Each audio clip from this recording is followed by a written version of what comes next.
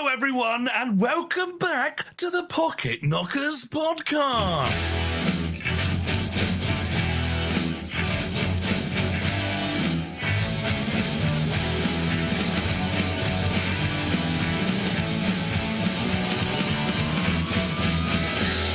My name is Michael, and this here is Jono. Hi, John. All right, how are you doing? Yeah, good. God, you're so enthused. He's coming out the gate swinging, everyone. Someone hold him back. Yeah, can you try again? Yeah. Whoa, yeah. Whoa. How's it going, Michael? No, I feel weird. I can't be that excited. It's not right. Unless a new episode of Doctor Who has come out, I can't do that. Oh, I see. And then he's like an atom, just like off the walls. I see. Okay. Well, great. Welcome in, everyone. Welcome in. Settle down, okay? Grab yourself a beverage, something that you like, something that you find tasty. Settle in with a bit of chat. Today is... That was horrible. Today... It's talking points. John, what have you got on there? Not a lot. I have failed you. Last week you haven't entirely. You haven't entirely. Go on. Because there's one on here that was from last time. We may as well kick it off with what the fuck was the pineapple dairy milk like? Oh, it's fucking brilliant. What? I've had this. Yeah, it's refreshing. You think, pineapple and chocolate, but honestly, it's good. It's like a pineapple fondant, but it's got a nice, refreshing taste to it. B&M is a fucking goldmine for this shit. Honestly, I should make like a weekly trip or something and just bring an item with me for this podcast, because you get so much great stuff. You get like raspberry Mars bars and pineapple dairy milks, and I'm just surprised they even do runs of this sort of stuff. Well, a lot of it is Australian imports. Oh, they like fruity stuff, do they? Which also means that the dairy milk is of much higher quality than ours. Because ours used to be the best. Oh, it used to be great, but now it's all full of like palm oil and stuff. Yeah, it tastes fatty. Yeah, exactly. But then they're still using like, it's all milk products in there. No palm oil or anything like that. It's great. No, yeah. I thought palm oil was something that we're all supposed to be avoiding now. Why are companies choosing to use it more frequently? Because it's cheap. It's still cheap, even though killing the planet. Yeah, apparently. Isn't it like deforestation, and it's probably extremely bad for our health in high quantities and things like that. Attenborough's also like on it, he's like, stop it, please. And everyone's like, yeah, but it's still quite cheap though, isn't it, David? I bet he's secretly investing in it. You reckon? Yeah, like when he finally snuffs it, and his headstone's just going to say "lol." Lol. Okay. Yeah. Right. Yeah. Palm oil. Lol. Yeah, that's it. Yeah, exactly. Okay. Brilliant. Are you a pineapple pizza enjoyer? On occasions, not very often, but I would say it's not at the top of my list. But if someone had pineapple pizza and went, do you want some pizza? I would say yes. Okay. The only reason why I ask is because obviously that's your sort of savoury sweet crossover. Now, of course, the chocolate bar is just sweet and sweet. You just got a tart flavour with a creamy flavour. Yeah. So does that have the same vibe in this context? Do they gel well together? I don't know. I'm savoury sweet. I don't know with that, really, because it's just sweet and sweet, as you said. Yeah. It is just two different types of sweet. Although I do like occasionally, say, if I've got a Mars bar. Have you ever bought a Mars bar and maybe either a pack of roast chicken crisps or a pack of paprika Walker's Max, and like have a bite of your Mars bar and then grab a few crisps and then get them in the same mouthful and mix it up in your gob? No, I haven't done that. No, do it. Not lived. not very lived to try that. Oh, you better get down there. You try a bloody paprika Max crisps with Mars bar. I will go out of my way to try that, John. I'm going to put it in the list for next week right fucking now. Mars bar. Has to be a Mars bar. Okay. And I'll put in my list, make a list. Yeah, you do that. And we can talk about how you haven't done that. Or I'll go to B&M. Go to B&M. Yeah, and we can do John's B&M bargains. And then you do a bit where you bring in your fucking shit. I have an apology to make, everyone. Also to you, Jono, my audio last time was horrific. I listened to that podcast. Basically, we recorded the podcast, the episode 1, the one you may have listened to the week before this very episode. And my audio, I was, fuck me dead. Is that what it sounds like? John said, yeah, well, don't worry about it. I'll sort it out in post. And I was like, yeah, but yours sounds fine. And mine's like needing fucking ages of audio restoration. I do have a good microphone and audio interface and so on and so forth. But John and I had a conversation, sat down. I've got a new audio interface now, which is, well, hopefully meaning I'm sounding a bit different. If anything, you can probably hear a bit too much of things that are going on around me now. So we do have another piece of equipment on the way as well. But if I do sound different, that's why. So apologies if you have gotten through episode 1. I noticed there were some moments where I peaked, not, as a podcast host. but never gonna happen. Never gonna happen. I've plateaued years ago. But no, I noticed that shouldn't happen now. We've got compressors and things in play, and hopefully that means the quality should remain phenomenal forevermore.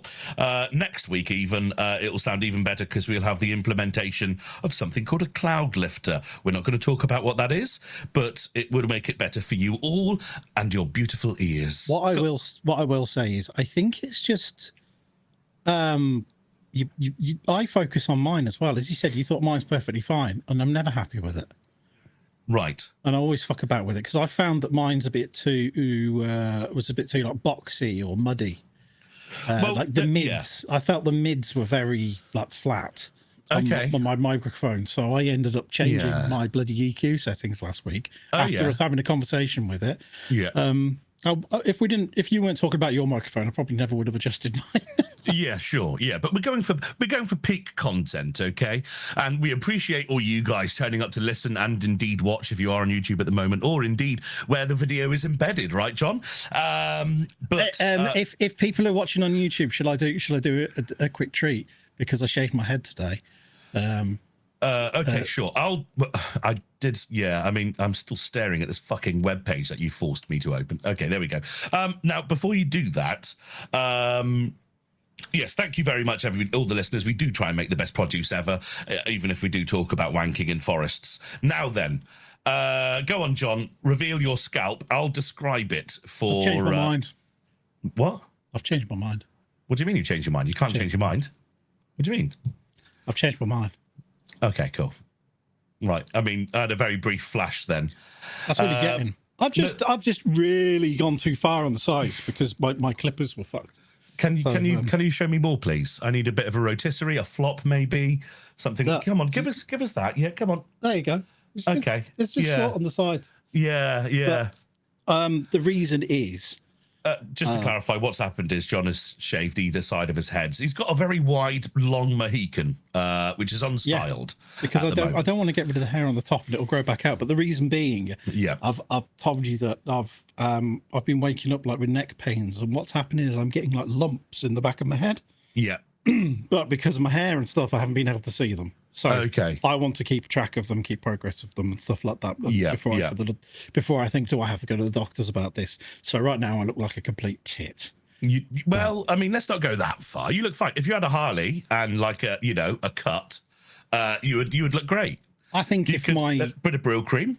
I think if my face was more of a purple hue, I'd fit in well in a flat roof pub right now. Yeah, you could do. Yeah. Definitely. Yeah, a social club, if you will. But nice one, John. It's funny they call them social clubs because each time I've been in one, they've not been very social. No. We have also. You got any bodily functions to report on, Jono? Oh, that's a good question. Apart from the migraines and the neck thing,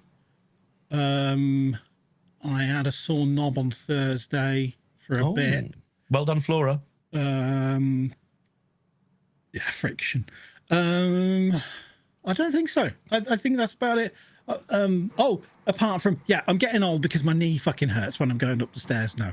I've been having to do the whole one step at a time thing all my life. God. You've always go one, you put one foot on one step. You never put 2 feet on one step. And I had to do that this week because my knee was fucked. Oh no.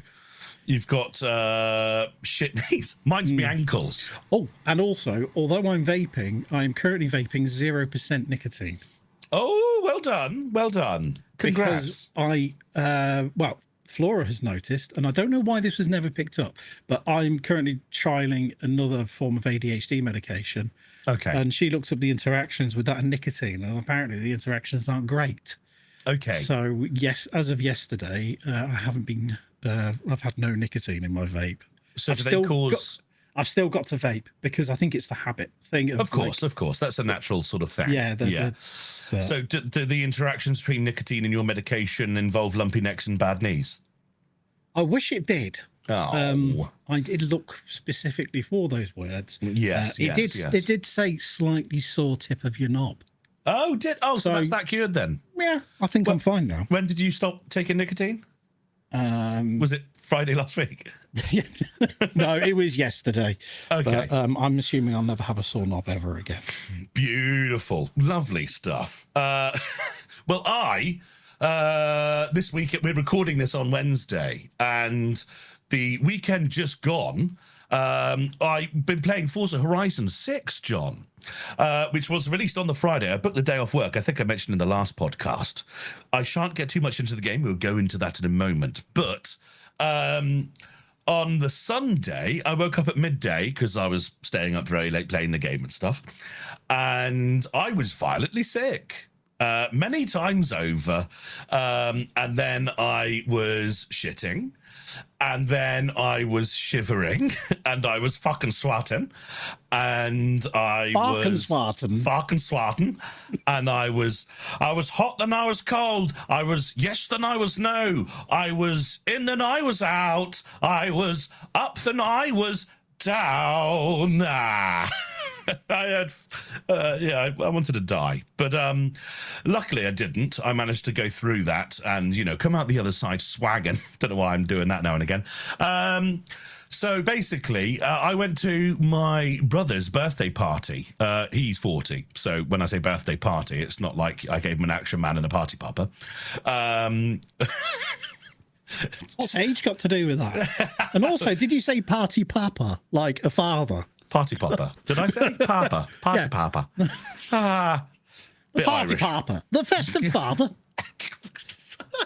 But there was buffet food, which I partook in somewhat. And unfortunately, there was something in the food that disagreed with not only myself, my dad, my stepmom, my brother, his partner, one of my brother's partners. They're both young children, and I'm sure a whole host of other people. But we wiped us all out for a couple of days. This is news to me because when you spoke to me, you said you thought it was out-of-date broccoli.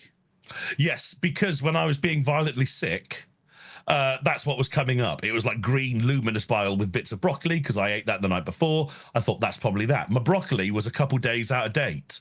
But with veggies, well, you wouldn't, John, but with veggies, you can usually tell. Obviously, if it's green, mushy, growing, something wrinkly, shriveled, whatever it is, then probably best not to eat it.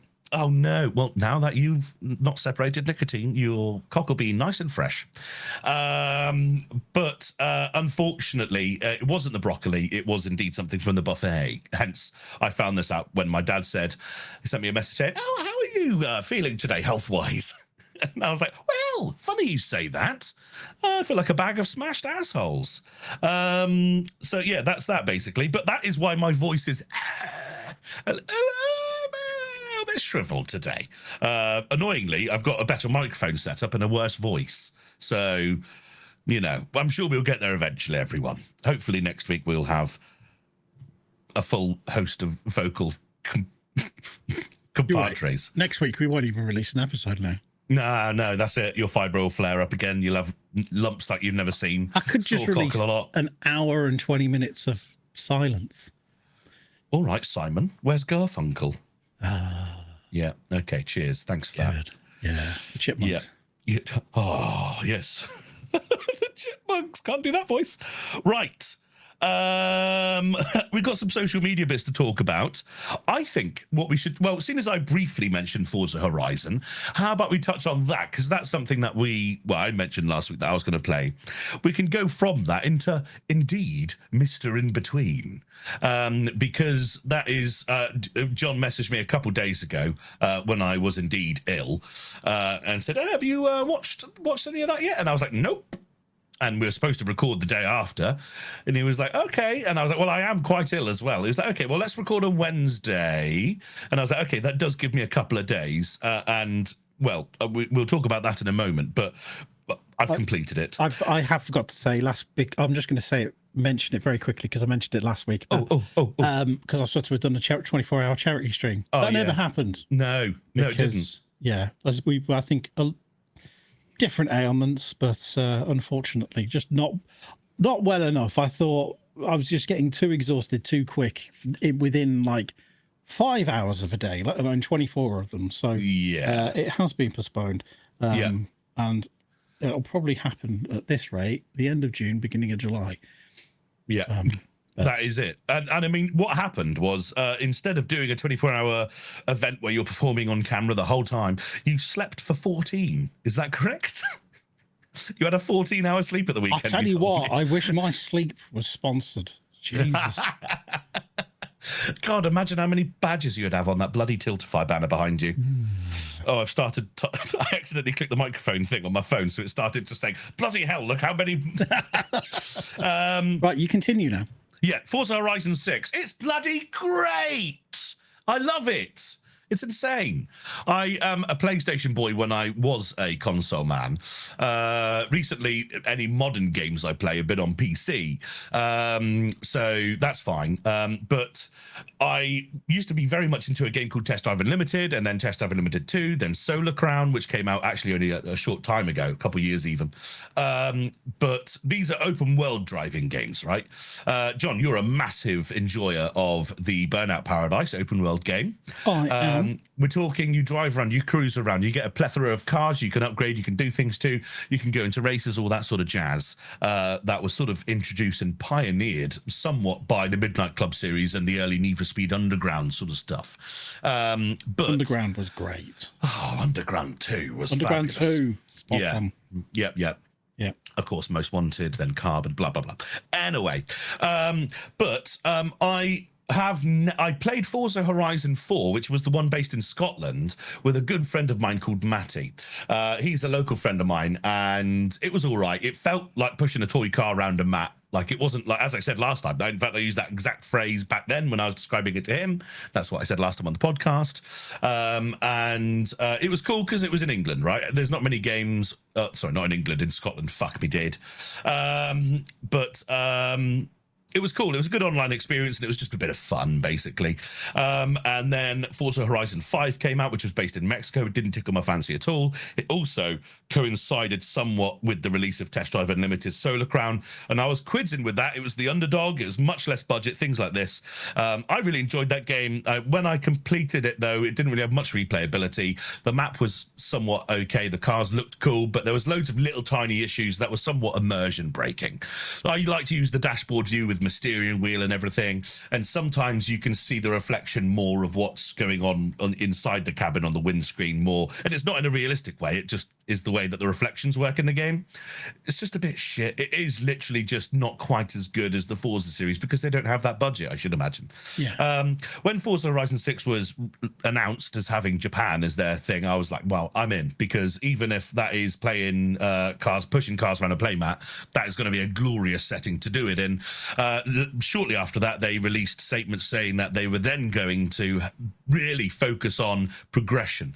Previously, and indeed I mentioned it in the last podcast, within the first 3 minutes of playing Forza Horizon 4, I had the McLaren Senna. This game, they have like loads of things that sort of level you up and in a sort of scalable way that makes you want to actually play the game for longer. It keeps your attention a bit better. I will say it does still throw cars at you quite heavily, and that sense of ownership that you get from a car in test drive, you really have to do grind races and save up the money and then you buy it. And that means that when you see someone else driving that car around in the open world map, you go, oh, nice choice, and you can actually strike up a bit of a conversation about it. Whereas in Forza, it didn't used to feel like that. Now it does somewhat, which is good. But the handling as well, it's much better. We're not playing pushing cars around a playmat anymore. It does feel good. The cars move a bit more. There's a lot of driving aids. They've gone both ways with it, to be honest with you. They've sort of really taken it. You can make it not full simulation. It is, nothing like any of those sort of games. But you can really get it out there into sort of like a more simulation-y-esque game. Or you can even go, if you are disabled or anything, they've got the full, array of suite of stuff to go along with that as well. And of Blue course, badges. blue, wow, John, that's incredible. That joke was so good. Put it on your dashboard. Yeah, that's great. Okay, we're talking accessibility, John. Oh, Can we I please was bored. I hadn't said anything for a while. Oh, that's what you tried to chime in with. He's allowed to say that because he's got one. But basically, the game's fucking good. It looks amazing. I would argue it might even be the best racing game I've ever played. It has literally everything that I have ever wanted. The only thing that I wish it would do is not throw cars at you as much. But the rest of the game is so good, it outweighs that for me. I mentioned Matty, my friend, who I played Forza Horizon 4 with. He passed a couple years ago. He had blood cancer. He also had a car called a Lexus Sora, the Japanese Mercedes.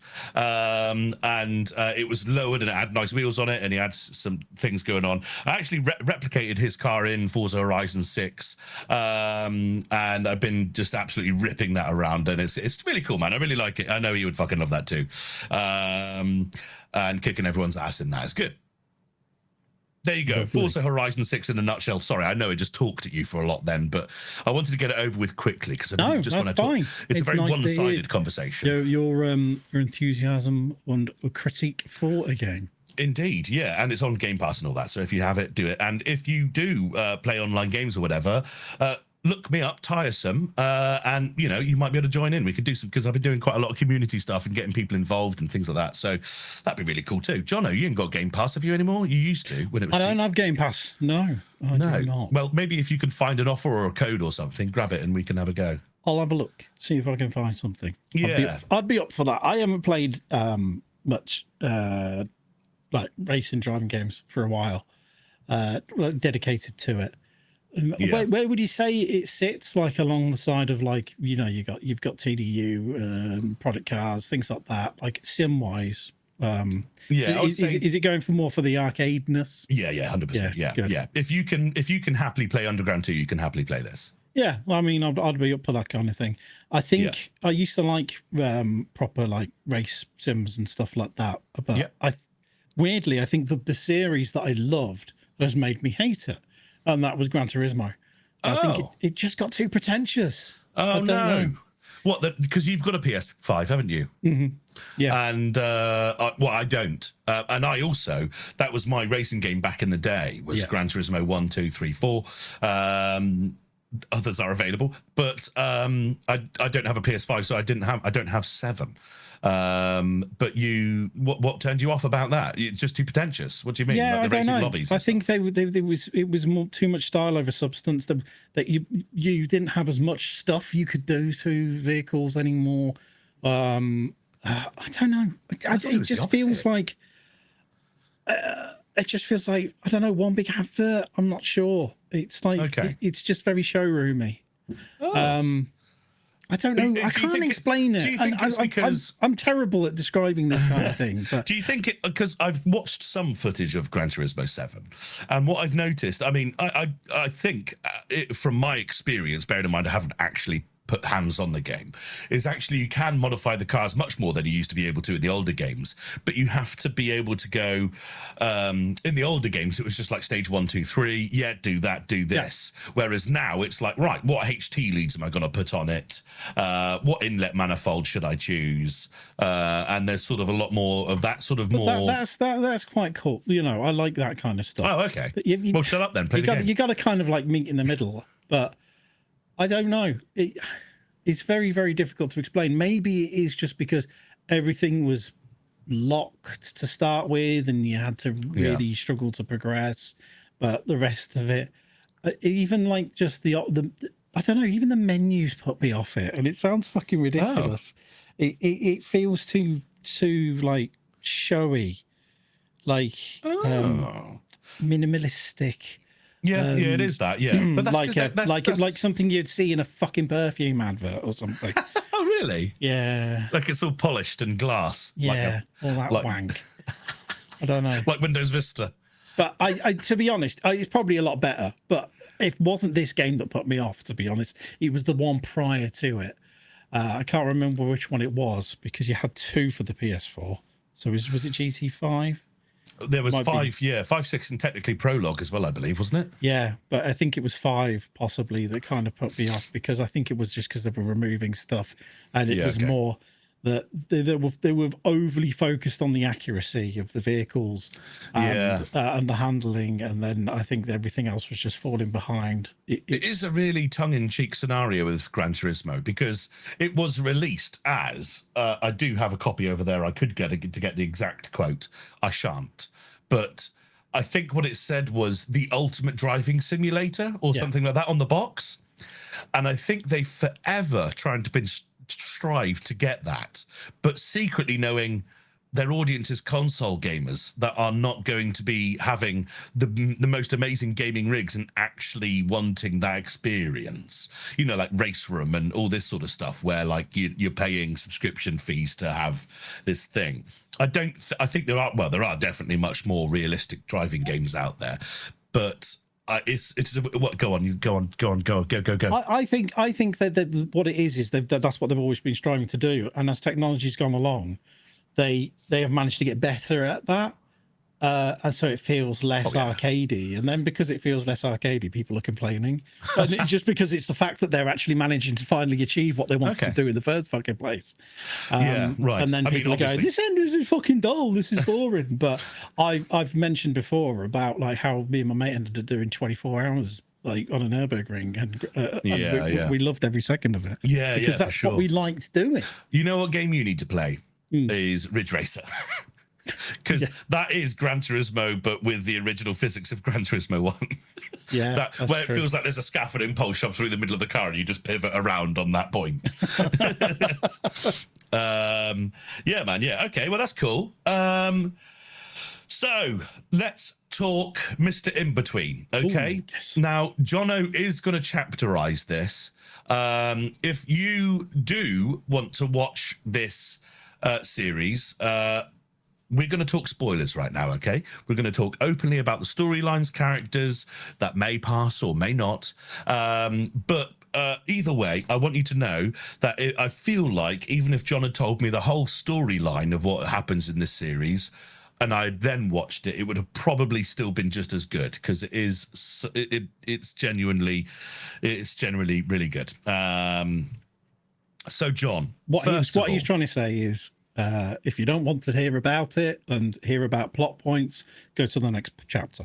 You can go to the next chapter, of course. Go, Michael. Talk about it. Right. So, seasons 1. He is Hitman. He is, as you explained last time, a doorman. He starts off as. He's then a bouncer. He's sort of like a security guard inside the strip club. He gets assigned to do different jobs and tasks, indeed, as you explained last time. Claiming money back. Where's the money? Where's the money? Blah, blah, blah. These scenes are very intense. I will say that the whole series is really well shot. It doesn't have the... like nowadays, everything is bokeh, right? Everything. Oh, I'm going to get this bloody lens with an f.1 fucking ratio on it, and I'm then going to shove that up the fucking actor's face. You can't see anything that's going on around it. They look crystal clear, and it is gorgeous in a moment, but then it's just like, come on, can we just have a nice shot now? And it's really nicely done, a really nice cinematography throughout. There are some nice artsy shots, but then you get that nice refreshing, just I'm pointing a camera at this person, do the thing, which is quite refreshing, to be honest with you, especially with the likes of, I don't know, I'm just going to chuck Stranger Things out there. Yet again, very stylized, but there's so much post-processing that goes on with that footage, fake bokeh, things like that are just going to get shoved in, and it just comes off looking a little bit, to my eye, cheap. And I think that's because we grew up in a bit of an analog sort of nation where we can sort of notice that stuff quite nicely. I think a lot of it, they kind of went for the docudrama look. Yeah, like Office and things like that, or The Wire. Yeah. Stuff. I think that's kind of what they're going for here. It was originally based on a 2005 film called The Magician, as I mentioned before. Yeah. That the lead actor, I can't remember his name, but he wrote and directed it. And then he took it to a film festival, and then someone came along and helped him do a final edit for it, and he co-produced it. And he's the person who helped him through it, directed Mr Inbetween eventually. So okay. they kind of came together. But as I said, if you go and watch that, I would definitely always say watch it last, because it's not brilliant. And he does seem a bit more of a dick. Like he feels like he's bigger than his own boots. Okay. Too big for his own boots, and all that kind of stuff in that one. But it's not a continuation of the character. It's like they've Mr Inbetween is like a more like nuanced version of, of it. But that's so that was originally, it was supposed to be going around. I think it was a French film student was going around recording this hitman basically and seeing what he's doing. Throughout the course of a few days. So it was originally a documentary. So they kind of tried to take that camera work and interpret it like as they have done in Mr Inbetween. Gotcha. So yeah, season 1, you start off, he gets a girlfriend and they break up because he's violent. There's a lot of instances of him doing jobs, of, you know, like when he is literally sent out to get money, that usually ends in someone having a bad day. And then there's also instances of him just driving around, getting into an argument with someone. But actually, to be honest with you, he usually, when he has a confrontation with someone, will give them a good out. But unfortunately, the other people, if they show any sort of arseholery, he will just punch them in the face quite quickly. Very short fuse would be a very good way to describe him. And because of that, he then ends up going to counselling, either that or jail. And it is really good. He has a daughter as well, which is where I think the main in-between sort of thing comes in, because he's trying to be a father. He's now in counselling. He's trying to somewhat be a better person. But my not biggest problem. I'm not saying he's somewhat trying to be a better person, because the counselling is forced. It's mandated counselling. Yeah. And that's where my issue is with the name, because he's not Mr Inbetween. He is, I would say, all the way through until the end of the last series, very much what he is all the way through. I don't think he's wavering at all. The only time he wavers is when he gives up smoking for a few days for his daughter. And then one of the episodes is just back on the fags again, probably because his job is very stressful and he's killing people. Like, it's interesting how you take the in between. It's like, is he in between his normal life, and is he in between that? Or there's the other thought of like, is he in between somebody who wants their money back and the people that they have to deal with, and he's the person that is in between the... Oh fuck, okay. See, I just looked at that a completely different way. I've not looked up why it's in between, but I saw it as that at first. He's the guy, he's the middleman. Yeah, okay. I mean, that also makes sense. So that's good. I will say that all the seasons, you can tell in the second season there is a budget increase, I would say, but only in very slight ways, such as the sets that are used, the houses that they can rent to film in, maybe a couple of the cars that they drive are a slightly higher echelon than they were in season 1. Speaking of which, he in this series gains an E60 BMW 530 diesel, which will change from having a wood panel interior to a black panel interior, and the noise will change from being a diesel to a petrol, and the gearbox will turn into an auto and a manual throughout the series from then on. But there's probably not many people that are going to notice that. But it was, it obviously wasn't immersion breaking for me, but I was like, I'm onto you. I'm onto you. There's also, I will say that season 2 is very much a continuation of season 1. There are different things. I wish the girlfriend came back. There is a love interest later on in the series, but really, season 2 is just more of the same, and that's great. I'm there for that. What about you, Jono? I mean, when did you watch it? How long ago did you watch it? It was only... I watched it about a week before we first started talking about it. Oh, shit. Okay, so 3 it's weeks still ago. in your mind somewhere. Yeah, it is. Yeah, it's still there. I think season... Okay, I'm just going to break this up very quickly. Season 1, my favourite bit, weirdly, was the whole when he was in the boot thing, and then the car gets picked up while in the car park, all that stuff, and then it ends up with the safe being dug up. Yeah. And opened. That I thought was fucking amazing. And then obviously his mate at the end of it, the guy at the end of it, and he just kind of, he lets him go. And it's like, you know, it's all the work in the end of the day.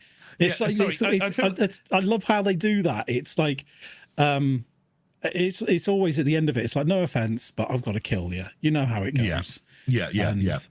But there's that was great. Season 2, I won't say too much into it, but the last 2 episodes for me, because there are 2, and I'm going to say 2. Yeah, no, you go ahead. You talk about these, because I think they resonated with you. Yeah, the first off is so he ends up. It was a biker gang, I think. They take great offence to him, and he was taking his dog out, and then the next minute these people ambush him, and then he gets caught in a gunfight with them, and he takes 1 or maybe 2 of them out. I can't remember. There was a third person, but then he turns around and sees his dog dead on the floor. Yeah. And he goes fucking mental then. And he gets some revenge for the dog, but it's still very sad seeing him carrying the dog away, putting the dog in the truck, things like that. The next episode is then a funeral. Well, him and his daughter burying the dog. But then the episode after that, obviously, is there has been hints dropping that his brother, who's got motor neuron disease, he has been he's always said, like, if it gets too far, he wants his brother to end it for him. And then they go back to the farmhouse that they grew up in and had a pretty shitty childhood, and he injects him to euthanize him.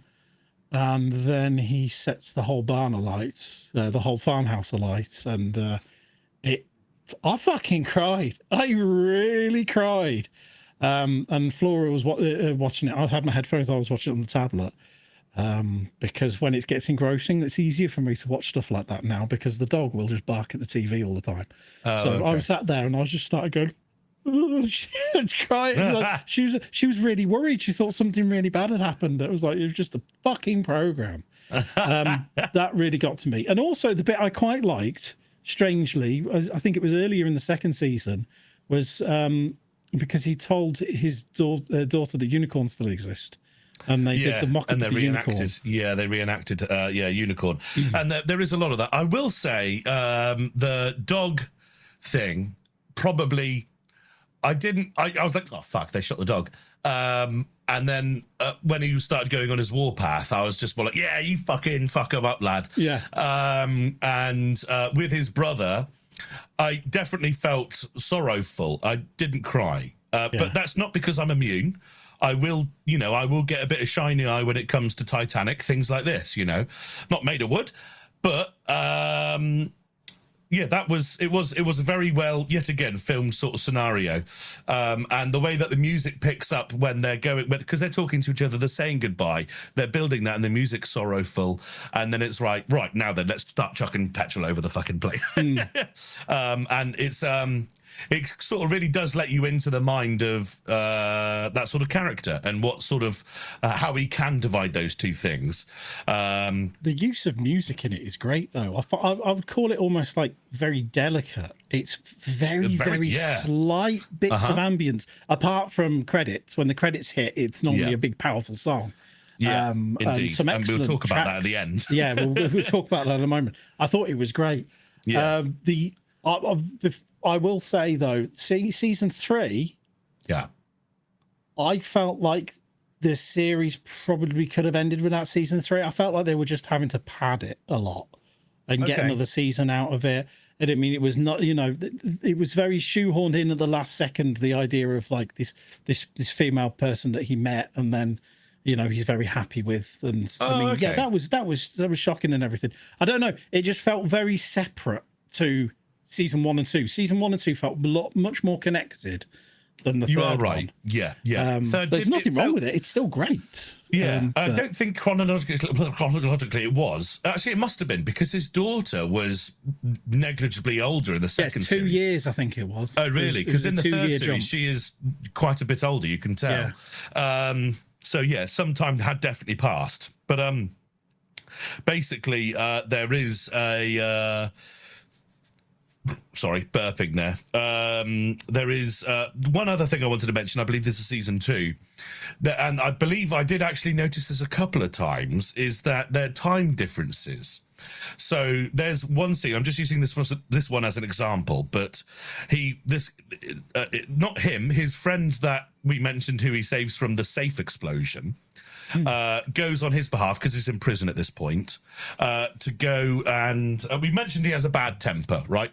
And basically one of those people he slaps in public, a police officer witnesses him, he gets put in prison for GBH or whatever it might be, and then his friend basically goes to the guy who is holding the charges against him and basically forces him to drop him by making him dig his own grave, and he quickly drops those charges. But he picks him up from his mechanic's shop. This guy is working he's wanking as a mechanic, and then we must get through a podcast without mentioning wanking. That'd be great. But no. It's daytime, right? And then they get to where he's burying him, and it's pitch fucking black, and he's burying this hole. And I don't know how far away they drove or anything like that, but it just seemed a bit strange to me. I mean, maybe if they could have just set that mechanic scene where he was just closing up shop or something, and it was just coming up to the evening, he was just closing up the shop, and then he puts them in a bag and chucks in the boot or whatever, that would have just nestled it a bit better. But I noticed that there were a couple of those times where it's just daytime one moment, and then he's just in the shop getting a packet of crisps, for instance, and then he gets home and it's nighttime and it's whoa there. Not immersion breaking at all by any means. I don't know. I've never seen it like that. I mean, for me, I kept thinking, well, I'm not sure if you know this, Michael, but Australia's rather big. How fucking far across the country are you going to drive with a person in your boot? I mean, if you want to get rid of them, take them as far away as fucking possible. Yeah, but he's just scaring him at this point. Yeah, I know, and it's more believable. If you've got someone in a boot, keep the tension going. I've never really thought of it about the time differences, to be honest. Yeah, and it would have been completely not even on my mind if he was just closing up that fucking mechanic shop rather than having a wank. All I'll say is last week, I told you this, is when we recorded the video, last week's podcast, the video, it was daylight when we started. By the time we'd finished, it was dark. So sometimes it does happen. Yeah, but how many people did you kill? I can't answer that. So there we go. We will mention at the end of season 3, there's the whole obligatory I'm leaving that life behind. He's now a taxi driver. He lives in a caravan in the middle of nowhere, seemingly. He is doing a taxi job. He's just picked these couple of guys up from a bar. They already seem like seedy men when they get in the cab. They drive him to a remote location. They're being quite sinister and dickish on the way. And our lead character, Ray, is sort of still he's okay, he's just taking the way you want.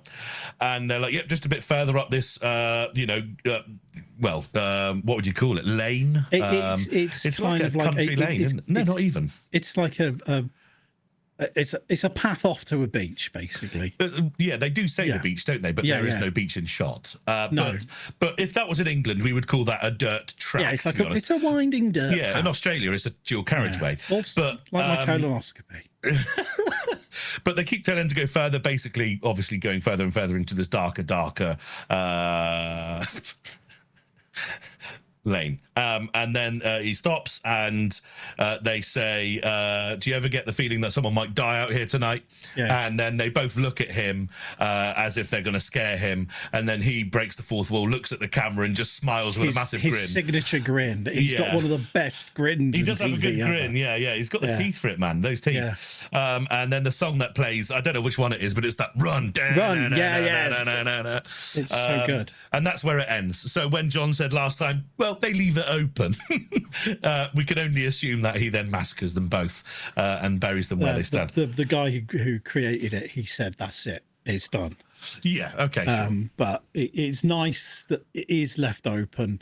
What I liked about it is because at first you thought, oh, shit, he's going to get done over. And I don't know why I was thinking it. It's like, fuck, he's going to get done over.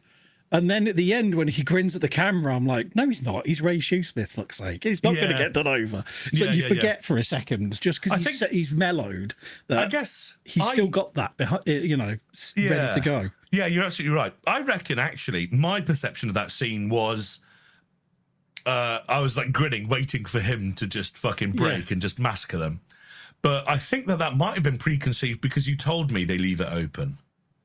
Maybe. Because if you had said, I can't tell you or something, then maybe I would have been more sure. Yeah, I kind of wish I didn't say it because in my head, I was there going, fuck, are they actually going to do it? Are they going to kill him? Yeah. But I didn't consider it a spoiler at the time, but it did change my perception of the scene, for sure. It was only afterwards I thought it's a spoiler. And and when you say afterwards, you mean now? No, I did afterwards, but I didn't want to tell you. I couldn't say anything to you because then I would have really embedded the idea of it being a spoiler in your head. It was really good. I loved it. The only thing that got to me in a strange way is, do you think he looked a bit like Steve Buscemi? No. Oh, okay. Never mind. But he's I know what you mean. He's got a unique looking face. Yeah. Like Steve Buscemi. Yeah. Yeah, there we go. That is Mr. Inbetween. I highly recommend you watch it if you can get hold of it somewhere. Where was it again? I know it says Fox at the beginning of it all the time. Yeah, I can't remember. I think it's FX. I'm not sure if it's FX over here because it's Disney Plus and ITVX. Thank you. It was because it was FX and I can't remember what they're called. Jungle Entertainment. I can't remember in Australia. Weirdly, they did the production company did a sketch show I remember quite well from Australia, which was the Elegant Gentleman's Guide to Knife Fighting or Sword Fighting. Knife fighting. Oh right, okay. Well, there you go. Sounds good. Right, we move on. We did talk about The Leftovers, John. I have been watching Mr. Inbetween. So, how much of The Leftovers have you watched? I haven't. I ended up watching Ideal. Fuck me because dead. we mentioned Ideal last week. I went, I really want to watch that again. I watch it like every couple of years. Okay. Because it is one of my favourite TV shows of all time, and I didn't watch a single fucking bit of it. I just watched series 1 to 7 of Ideal. So I will watch it this week. Okay. 100% watch it this week. We have heard from other people that Leftovers is good. Like actual humans have said it's good. So that's good news. So how about this time we both fucking watch The Leftovers for next week, okay? Yep, I'm doing it. It's on my list. Brilliant. I'm going to leave it on this list. We get now going on to we've got some social media bits. Okay, now these are topical talking points, and they just fucking hit me the wrong way. I want to know how they sit with you. I've just noticed that there is a particular influencer, not even an influencer, I think he's just a social media fucker, going around, he's a Plymouthian, he lives in Plymouth, and he's doing one of these things where he wears the meta glasses, and he'll go up to old people or disabled people or whatever, and just go, hey, you're beautiful, hey, have a nice day. And they usually are like, oh, thank you so much. You know what, you too. And it's a lovely transaction. I'm sure he brightens their day. That's great. But what the fuck is going on here? He's obviously not doing it out of his genuine authenticity. He's doing it to create content. Look at me being nice. Oh, isn't it great? But then I guess... Imagine if he went up to someone and said, have a nice day, and they went, fuck off. Yeah. And they started giving him grief. I bet he'd be posting that, going, can't believe this scumbag. Well, I imagine there was indeed. I didn't actually watch the whole video because I was like, fuck off. But I did look at the comments to see if anyone shared the same views as me. And there were people in there saying, God, some people are just so rude, aren't they? Blah, blah, blah. So I assume some people probably did take it negatively. But I just think it all harks back to the Mr. Beast, giving a homeless person 100 grand or whatever it is for a video. That's basically how he started his career, I believe. And then it all goes off from there, doesn't it? But then who really is losing out? Mr. Beast gets a career, the people that want to watch that content get the content, and the homeless person gets £100,000 or dollars. And in this circumstance, those people who are in the comments say, oh, you're doing so well, you have a good day too. He is brightening those elderly people's day, and he is getting the content. What's the fucking problem? Why are we so pissed off? It just makes me fucking sick in my mouth. Yeah. Do you know what my problem with it is? Because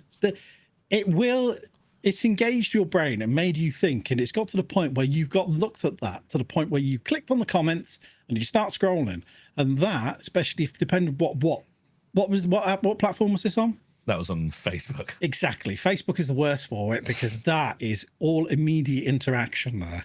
Yeah. Especially if they get people to comment whatsoever on it. Yeah. And if something really fucking gets on your tits on something like Facebook, the best thing you can do is just fucking keep moving as quick as possible. Well, what I did was say not interested, and then mark it as fuck off. Yeah, just do stuff like that, because you don't.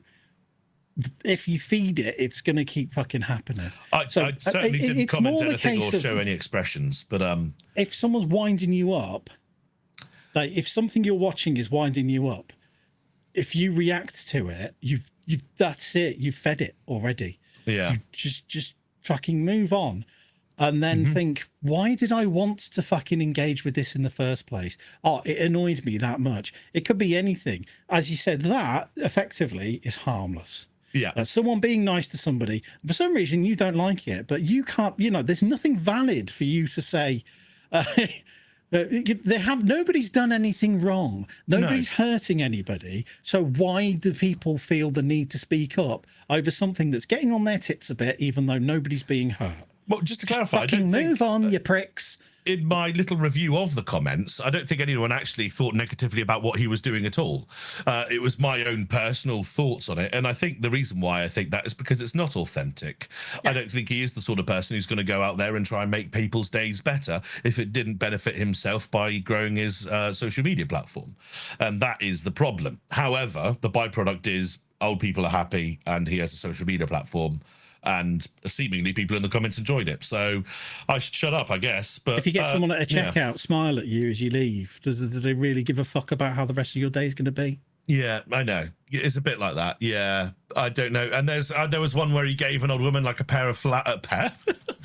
flowers. A pair of flowers. A pair of flowers. And it was just like, hey, you're beautiful. Have a lovely day. Because, oh, are these for me, are they? It was like, yeah, there you go.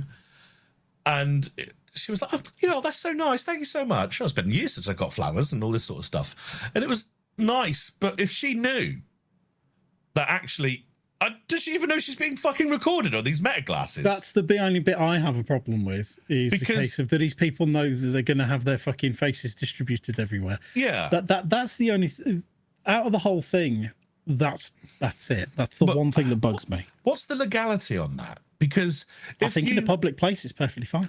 Yeah, but in the olden days, if you were, you remember, I'm a big fan of Jackass, for those of you who don't know. And in the olden days, if they did a skit or something where, like, it involved someone, I don't know, eating a nappy filled with poo out of a bin, and then someone witnessed it and then was sick over the wall, and then they wanted to release the footage, but of course they needed to get release forms in order to get the footage, or be able to release the footage of that guy being sick, because he wasn't in the cast or anything, he's not in a contract. Then they needed to get release forms to do so, even though that was a public place. Now, that is a specific skit with Dave England that I think was actually cut out of the DVD edit, but it wasn't actually poo, it was what Americans call pudding. They did indeed sign the waiver and they got him out. So where's that meant? Is that because that's like a theatrical release and not just on social media? Is that the sort of thing? I would assume, yeah, possibly because it's social media. With recording in a public place is perfectly fine, perfectly acceptable.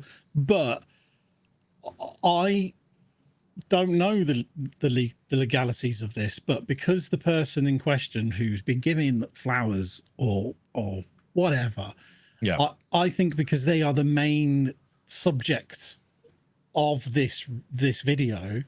Oh yeah, therefore they should have to consent to it. Yeah, you're It's not like right, they're just a passerby. Yeah. If they're a main person I don't know what the legal context is there, and there might be none. But I think there fucking should be some. Yeah. And for all you know, and this is my biggest guess, especially if like it's got shitloads of likes and this person does it regularly and stuff like that. My guess is as soon as they finished recording, they've then, they've stopped the recording and gone, look, hey, I'm going to upload this to Facebook. Are you okay with that? Maybe, yeah. And maybe even gotten some paperwork to go along with that. Yeah. There's also the other maybe one. they've asked them beforehand, going, "Hey, do you mind if you just walk past?" And then I'm going to stop you, and then I'm going to hand you flowers. Have we considered that? That could just be his fucking grandma. Yeah, it could be exactly. But most of the shit, it normally is that, isn't it? My initial thought was, oh yeah, here we go, some more stage bullshit from Facebook. We'll go on to more social media loveliness, shall we? I saw a post the other day, I can't remember on what platform. It was a tomato ketchup slice, which was probably just some American burger cheese that someone had color corrected to be red. But it does look like that sort of gelatinous, sort of very square thing that someone then plops on top of a burger, and that's great. And then I saw comments and stuff saying, it's whatever, it's amazing, shit like this. And I was like, this can't be fucking real. So I then Googled it, and there absolutely no, to my knowledge, I see John's on his computer now, please carry on. I saw nowhere that I could buy that. But what I did find was a load of social media people pretending it existed. So influence saying, look, the influencers have basically faked it and made this thing out of a fake piece of gelatinous whatever, put it on a burger and pretend that it is what it is. And then AI now, if you search it, AI will go, what this is actually a tomato slice, blah, blah, blah. It's good for putting in burgers because then the sauce doesn't squeeze out the sides and it's, keeps its form and so on and so forth. But that's just AI fully just believing everything that social media is told. The sources. Yeah, exactly. Because all the videos and social media influencers and everything and all these people basically posting this ridiculous thing in order to get people to, as we said just a minute ago, interact, is now believing that these slices exist. And I thought that was really quite interesting in a way. But if you Google it, in my very brief discovery, it didn't come up with Asda or Morrison's or Sainsbury's or anything. It didn't come up with even Amazon or anything like that even. What I have found quite interesting is, you were just talking about it, basically taking all the information and the AI and compiling it all is I have a web browser open at the moment, which is nutricheck.co.uk. And it has calories in Heinz tomato ketchup flavoured cheddar cheese slices. Well, yeah, but they're different, aren't they? They're cheese slices with you're a hint of tomato ketchup. Yes, of course. What tomato ketchup flavored cheese slices? Yeah, okay. No, I get There's that. no cheese involved here. This is a gelatinous, glossy looking thing. Yeah. Like these things here is a slice of sauce and all that natural no mess slice of ketchup. Yeah. And look at this fucking thing here. That reminds me of those those fruit rolls. Yeah. Well, it's called a fruit roll up. Yeah. Yeah, it looks like one of those. Yeah. Oh, it's a Kickstarter. Someone's made a Kickstarter for a fucking slice of ketchup. Fucking hell! But if you go into Google, like Gemini or whatever, and you type in, ketchup slices or something, it will just go, oh yeah, these are ketchup slices that you can buy, and they are really good, and they do this and that, and they're whatever. Yeah, tomato ketchup slices are solid dehydrated layers of ketchup designed to be placed directly onto burgers or sandwiches. Pioneered by the brand Slice of Sauce, which appeared on Shark Tank. They eliminate the mess and soggy buns, so that's fine. Alternatives: ketchup flavored traditional ketchup. Oh no. Oh no, not in a bottle. Now then, I thought it was just funny the way that I just did a brief little search there. And it just, what I find amazing is mine doesn't do it. My AI overview doesn't do it because it's constantly changing all the time. Actually, what I did was Hellman's ketchup slices. Oh. But yeah, now mine's changed too. Mine says Hellman's ketchup slices are a viral social media sensation. Fuck yeah! But the thumbnail is still the Heinz ketchup slice from TikTok. Oh yeah. Anyway, it's fucking ridiculous. You could just do something like that. And fucking AI create overviews are doing my head in. Yeah. Drives me mad. Funny stuff. John, I've got Sega chair. Oh, I forgot about the Sega chair. I sent this to you. You did. I mean, technically, this is your item on the list. Well done. You got something on there. Of course. Dreamcast chair. I'm going to try and find it on It wasn't Dreamcast, was it? It was just Sega. They had the Sega edition. The reason I sent it to you is because there are 3 variants. Oh. The first one is they have a Sega edition chair, and they look a bit Lego-ish, to be honest. They're quite minimal. They've got your normal, like, the ones with the ergonomic mesh back and mesh headrest, but very, very kind of like slight premium officey. Yeah, they really are. There is a brand, isn't there? There's a brand that do these sorts of chairs. So the default one looks specifically like, Sonic branded, isn't it? Yeah, this one's Branch Furniture that have done this one. But the plastic on it is mostly white. But the feet are just multicolored feet. There's nothing Dreamcast about that. No, this is just the Sega one. Bear with me. But then the bit that makes it feel really Lego-y and cheap is the fact that the soft armrests, they've made them red, and it just looks like something you'd see in a kid's room. But if I find, this is the reason I sent it to Michael. No, I've got the link open here. I'm looking at it. Oh, cool. They've got a Dreamcast variant. Oh, you sharing things on this bloody thing that I'm not looking at? Yeah. Okay, cool. I'm looking through it here because that means I can just add it to the podcast later. Beautiful. Here we go. You got some fella sat there with his desk with Dreamcast written on the back, and each of the feet, there are different Dreamcast controller buttons by the looks of it. Yeah, sure. It just looks a bit shite. Yeah, especially for $630. $630. The one I like is the one I do like is the Genesis one because it's black. Yeah, the Mega Drive one. Come on, please. Yeah, this is what pisses me off. And it sounds stupid, but I want them to release a version of this that says Mega Drive, and I'd fucking love it. Yeah, I'm guessing this is an American company based on the fact it's in dollars. Yeah, it's definitely an American company. The main reason why I added it in there is because you can just slap whatever fucking branding you want on something and just charge as much as you want for it, can't you? Yeah. Pretty much. Yeah, you can. It's crazy, especially if nostalgia's involved. Anything to do with nostalgia, and you were paying $630 for a chair. John, please. Yeah. Uber/Just Eat price inflations. Oh, this could have been one of your manic notes, to be honest.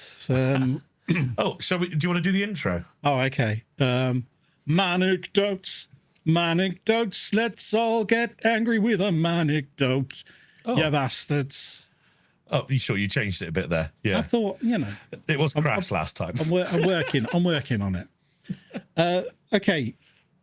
Well, I'm going to go back here with, let's say Uber Eats, for instance. Yeah. If you remember the dark times of the pandemic, I would say that is when Uber Eats really kicked off with groceries. And people would use it to say, I don't know, get shit from a co-op or Tesco Express, things like that. And it worked great.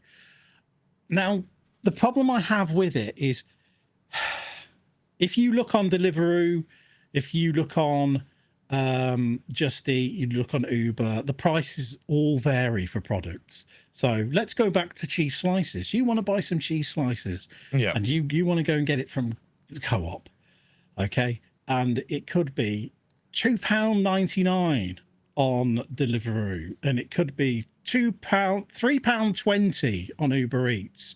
And then on Just Eat, it could be £3.15. They're all different prices.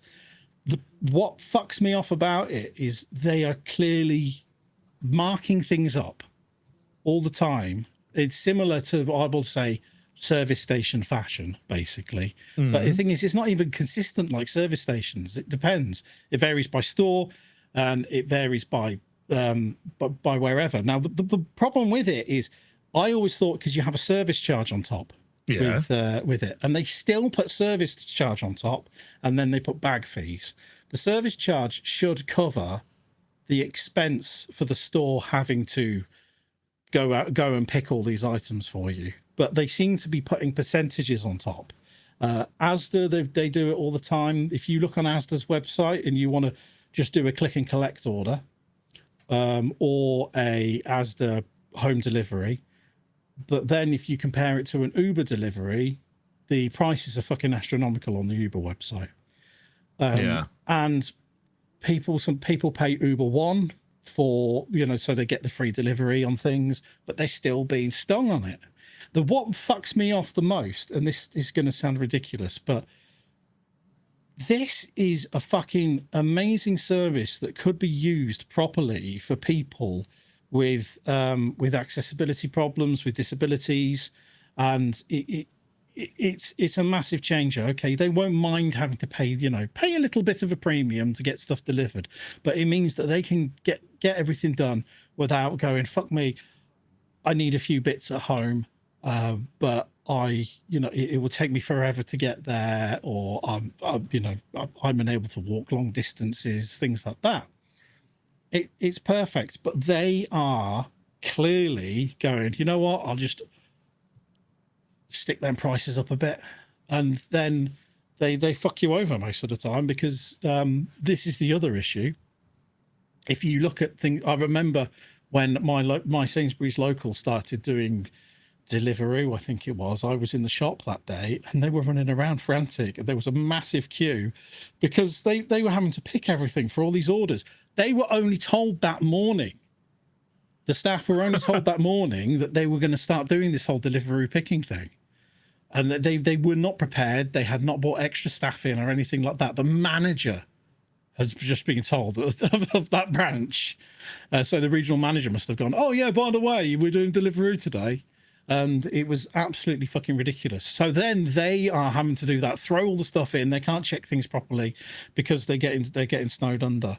So I just feel that this is a great system that could be used for people who can't go out, can't have problems basically going to shops, and do struggle.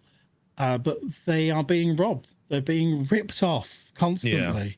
And as you know, there are days where I struggle and I would go and get stuff from Uber. But now I find myself having to open 3 different fucking apps to compare prices. And then I've also, go on the actual say, Asda or Co-op website, see what their retail price is, and then see across the 3 apps how much they're hiking these prices by. Yeah, okay. It's ridiculous. All that just to get some fucking butter and a drink or something. It's So just so because I've never done anything like that. Well, that's not really true. I have ordered a couple bits before, but I just sort of did it because I really needed them. But and by that I mean it was spontaneous and I was drunk. But in the instance that you are disabled, you obviously can still get food deliveries. But what your scenario is I need it within the hour. It's not even about getting it within the hour or things like that. But I wouldn't mind having to wait a bit. But yeah, you want to go out that day and get something, but then you find out for whatever reason that you can't do it on that day. But I find that my problem is there are companies like Uber, like Just Eat, things like that, where they have now clearly that they're doing this whole grocery delivery thing, and they are ripping people off. I'm totally with the idea of, the driver having to be paid a very, a good amount and things like that. They are the ones that are ultimately going to be customer facing now, not the people who are working in the store. And any customer facing job's a complete knob. I think there's go on. The problem is that big corporations will charge people through the teeth for laziness now and convenience, right? That's the thing. No. So that means if they can get away with charging the extra amount because some fucking bastard just wants to sit on a sofa and order Mountain Dew and Doritos because he literally can't be asked to get up and get in his Ford C-Max, then that's fine. But the problem is that what you're saying is that behavior is affecting, as in that sort of that capitalist behavior is affecting people that genuinely could use the service for good. So yeah. maybe some sort of disability discount or something should be applied to those sort of things. I just don't think. I don't think anybody, whether it's the apps or the stores that are hiking these prices, don't forget it's up to each individual store to set its price. I don't think they have really ever considered the fact that they could be helping somebody's accessibility here to get products because they can't go in. They are thinking it's just the lazy bastard who is sitting there, as you say, ordering the Doritos and stuff like that because they're hungover or whatever.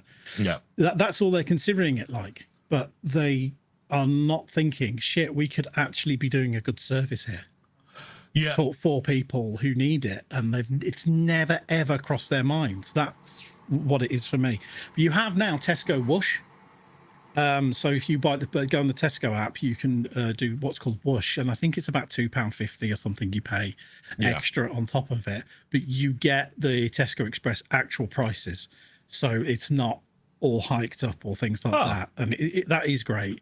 But the problem is then if you're paying an Uber One membership for a free delivery, then you still have to hop between apps. I'm a Revolut user, and I actually pay for the metal plan with that because I get a couple of things, a photo editor, VPN, and indeed Uber One, which I think, to be honest with you, is mostly useful for Uber taxiing.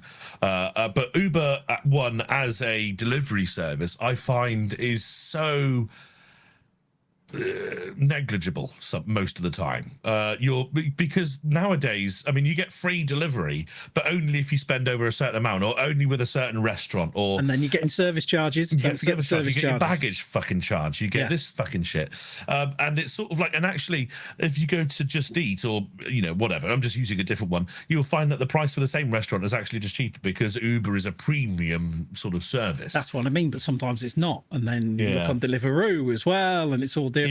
I think I get delivery free through Amazon Prime, and then, like you said, you get. I'm also have that same Revolut subscription as well, so I can get is it PixArt? I think it is. Yeah, it is. Yeah. Nord as well. So yeah, exactly that. Yeah. So yeah, there's some useful bits, but I don't know, man. I'm sort of. It's a shit world that we live in where people, especially ever since COVID, these apps have taken off, right? But it's a shit world in which those big corporations do just keep sucking the life out of us.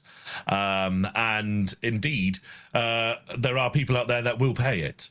I think that those specific lazy cunts should be charged for it. I think they should be charged for it. If you really want to sit there, you're a perfectly able person, you just sat there fucking smoking bongs all day, watching reruns of fucking Hot Rod, then you can get off your fucking ass and go get your Doritos. But you need a subscription that works. If I just had a subscription that worked rather than this Uber One thing that we have, which was now fucking stupid because you get free delivery, but then you can also do priority, which you pay for. Which means, because otherwise you might have like 2 deliveries before you. Whatever. But something should be put in place. But it's not just for people who need it as well. It's the stores that have to deal with this shit. Well, this is my biggest problem. And that is, I think, the biggest problem is just generally the cost of living, blah, blah, blah. Because you have now, of course, supermarkets. Every fucking supermarket has its own loyalty plan. I'm a Sainsbury's goer myself, so I'm Nectar up the wazoo. You got to have a Nectar card to get the Nectar prices, and the Nectar prices are actually just what the prices should be anyway. And they just jack all the other prices up to make you then become a Nectar whatever, and that means that they can fucking track and fucking do all that shit with whatever data they've got, and that's attached to you, and they know what products you're using and what products they sell, and they can sort of influence the market and who's going to buy the Cadbury's chocolate bar when the Sainsbury's chocolate bar is this much cheaper. They can manufacture those, sell those, put more of a markup on those. There's so much shit that goes along with that. Go on, what is it? Oh, carry on. Oh, because I'll land on to this afterwards. And in exchange, you get, some points. That's the biggest problem for me, is that there is so much taxation, inflation, and other shite.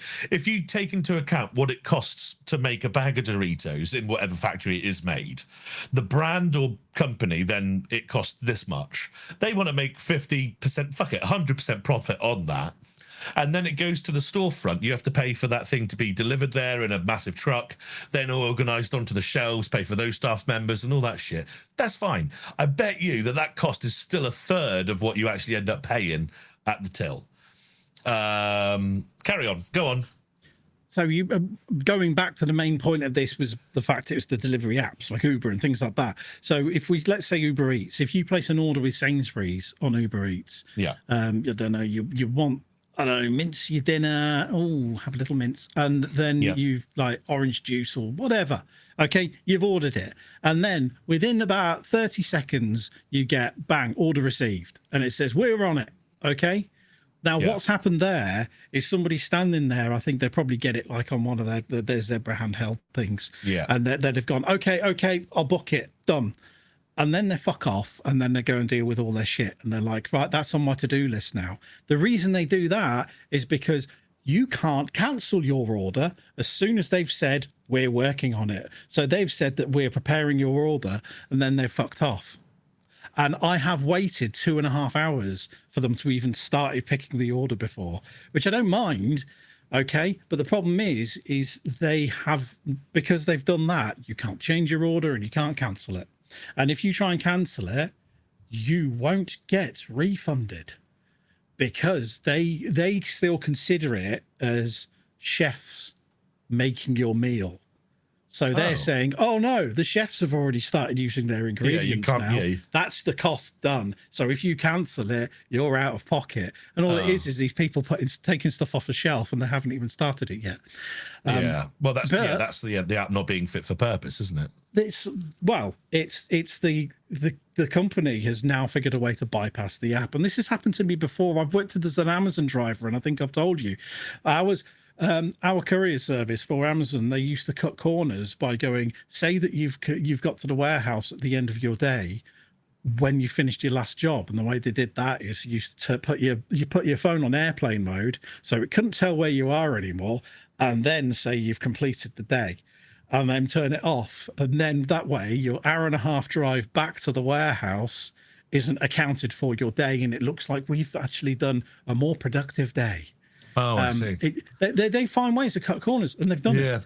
But the reason these shops are cutting corners is because nobody has considered the amount of pressure it's putting on store staff to have to use these fucking orders received. All it was before, it was customer facing work. Your customer comes in, you help them, you stock your shelves, you're at the checkouts. I know I'm simplifying. Anyone here who works in retail, and I'm oversimplifying it, and I don't mean that it's simple. But the point is you're having extra pressure now of these other orders coming in online, and you were never prepared for it, and you are having to work around it to meet your KPIs and things like that. Otherwise, you're fucked. Yeah. I mean, this goes for nobody's been prepared for it. People are hiking prices up. As the problem is as well, like your premier shops and things like that. Their prices are extortionate. You're looking at about £4 something for a bottle of Coca-Cola. Yeah. I think there needs to be some kind of, I don't know, like fair trading or something put in place to stop this kind of shit, really. Yeah, 100%. Yeah. That's just that is. It's not inflation. It's not anything else. It's not because we're running out of Coca-Cola and that's the last bottle ever. It is just profiteering from not only the bigger corporations, I should imagine, but also then the retailers on top of that too. Yeah. It's like corner shops are, they're always known like as convenience stores. Yeah. This is the new modern convenience. Okay. And it needs to be regulated better, because so many people now become accommodated to it. But as you say, there's a difference between being lazy, and there's a difference between finding a way for it to be able to improve your quality of life. Yeah. And nobody should be conned for it. Well, I guess those who are severely disabled will have carers, and carers will do the shopping for them. Yeah, I know, but it's the idea of people who can't do that. They have a new feeling of independence, being able to do it, but they're being ripped off. But there's also the other side of it. As I said, there's people in shops now suddenly having extra pressure put on them because they haven't increased the head count for the amount of orders coming in. Yeah, they should just be a disability discount on the apps. That would solve that quite easily. Because then the big corporations can still make money off the fucking lazy cunts just fucking buying loads of shit because they can't be asked. And then the disabled people get the convenience and everything of the service and a discount on top of it. It's not an issue I understand what you're saying. I see that if I was to go on my app right now, I'd be able to witness it. I think I'm more interested about like the people who listen to this and see what they think of it as well. Oh, okay. Is it just something where I'm it's not you're an using issue, me as a talking board, but actually you're talking to the audience. Oh, I want your opinion on it as well. I don't have one because I don't do it. Right, there you go. So now I will pass the opinion. My only opinion is stop being fucking lazy, get off your ass and go to the shop. But that's because I'm not disabled. I can't be bothered though. Yeah. I'm going to get my rustlers. I'm going to get my rustlers. I need my mango loco. Yeah, that's a thing. I mean, there's a lot of that. I think personally these apps all went downhill during COVID because they started selling restaurant food. I think honestly, if you're going to get a takeout, just get pizza, Chinese or an Indian. They're originally supposed to be for fucking takeout food and things like that. I know, but they just get a restaurant, fucking burgers like that in a fucking box. It just gets sweaty, it's shite. Yeah. You have chips and your wedges always are shit, and it just never work. And that's, I don't know. It is making takeaways like easier now, and it sounds make takeaways great again. Yeah, that's it. Yes. I mean, if you're looking for a decent amount of food for two people, you're knocking on the door of 50 quid, 60 quid. When it comes to retail, I'll tell you what COVID really fucked off, and it really pisses me off, is 24-hour supermarkets. Oh, right. They've gone now. Ever since COVID, they have gone. You do not have them anymore. Everywhere seems to shut, like your Tesco, Sainsbury's, wherever. They all shut at 11. And they don't open until 6 in the morning. No more 24-hour. And you're laughing, but there are people who used to just use these because they work late or things like that, or work nights. Yeah. It was more within their waking hours. And they've all fucking gone because COVID came along and people just kind of adapted to, okay, yeah, they don't do nights anymore. Yeah, and well, And you know what? they never opened back up. The biggest problem is that the supermarkets realised actually, if we stay closed during that time, we don't have to pay everyone during that time, and we don't make as much money. So we may as well just disregard those people that did find that service convenient, and we'll just open then because that's when we earn our maximum amount of money, whilst then sending everyone home at the end of the day. I'm just more pissed off because I used to do my shopping at 1:30, where no fucker was around, and I felt better because I fucking hate people. Yes. And now you're forced to do it online because you hate people. Yeah, and I can't now because they're charging me through the nose, Michael. Yeah, well, that's because you want it now. But the people. do you must get like just normal delivery, from Sainsbury's or whoever. Oh, direct. yeah. What's that like? That's just the retail prices and they charge you for delivery. Yeah, although it can be fucking annoying because they don't deliver stuff with bags anymore. Oh no, I did know this. Yes. So now you have the man standing there with the crates at your door, arms folded, watching you go, sorry, running back and forth, having to fucking handball everything to the fucking No wonder why kitchen. your knees hurt. Yeah, I know. It's like you don't like it. It's like, can the man just sit in his van and fuck off? Stop watching me do this. Just leave your crates on your doorstep and you can collect them at the end of the day or whatever. If I was an Asda delivery driver, do you know what I'd do? I'd wear 6 watches on both wrists. So I could just do that, really emphasise the fact that I'm watching and waiting for you to fucking pack your shit away. Yeah. Beautiful. I think we should maybe it's nearly time to wrap this up, I guess. It is. What have we got looking forward to next week? We got the leftovers. I will try a Mars bar with paprika max crisps. And I would have still not played 007. I'll go to B&M. If anyone has any suggestions for B&M, let me know. Actually, when are we recording this podcast next week? I was going to say Wednesday, so it would be 3 days after. That is 007 First Light release day. Which day? Well, actually, sorry, I think early release is on Tuesday. So I'll be happy with that. I booked that day off work, even the 27th. Oh, brilliant. So we could record whenever you wanted that day, whenever's convenient for you. But the point is, next week I'll be able to give you a report on that game, and it will be fresh off the press when we record it, and then it'll be released too late to hit SEO. But don't worry about that. Anybody who wants to drop a comment, if I'm going to go to B&M, if you found any interesting food, I'll go pick it up. You can, if you're on YouTube, do the comments or find us on social media. You can do comments on Spotify now, can't you? Can you? Yeah, I heard another I'm not going to go and read them as well. Oh, John, I don't even have Spotify. That's up to you. No, I don't have Spotify either. Oh, fuck. If you're on Spotify, sorry. Yeah. All right. Much love, everyone. Take care. Have a good week. And we'll see you soon. Bye. Bye now. Fucking bastards. Yeah, you are, aren't you?